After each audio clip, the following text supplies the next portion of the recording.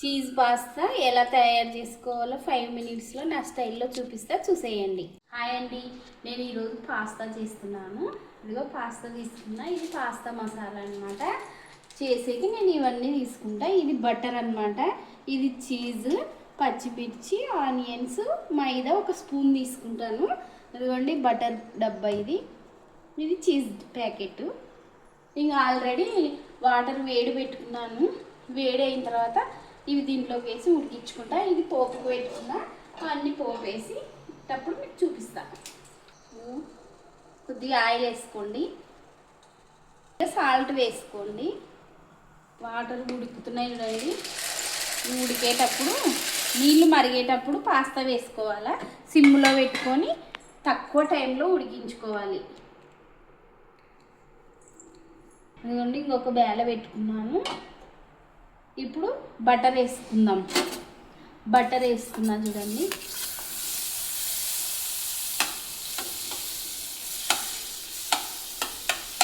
Butter అంతా కరిగించుకున్న తర్వాత onions వేస్తాను. ఇదిగోండి బటర్ వేసుకున్నా. బటర్ లేకున్నా ఆయిల్ వేసుకుంటే సరిపోతుంది. ఇప్పుడు ఆనియన్స్ వేస్తున్నాను.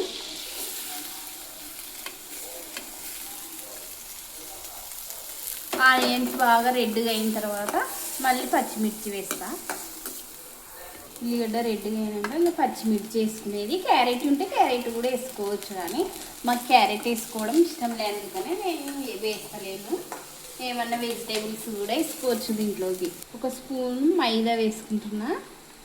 బాగా గడ్డలు లేకుండా కలుపుకోవాలి. దీన్ని ఇట్లా కలుపుకొని ఒక గ్లాస్ పాలు వేసుకుంటాను. ఇంకా ఒక గ్లాస్ పాలు వేసుకుంటున్నాను.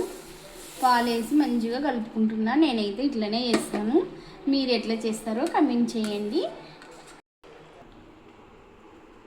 ఇట్లా తురుముకొని ఇంకా దాంట్లో పోపులో వేసుకోవాలన్నమాట.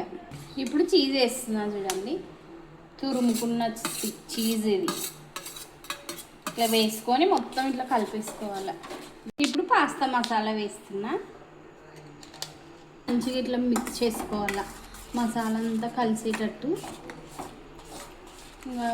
ఇది పోపైన తర్వాత ఇంకా ఇప్పుడు పాస్తాలు, ఉడికించుకున్న పాస్తాలు ఇందులోకి వేసుకొని కలిపేసుకోవడమే.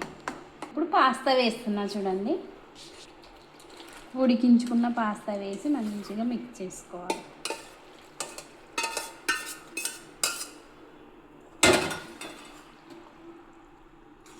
వేడి వేడిగా చీజ్ పాస్తా రెడీ. మీరు కూడా ట్రై చేయండి పాస్తా.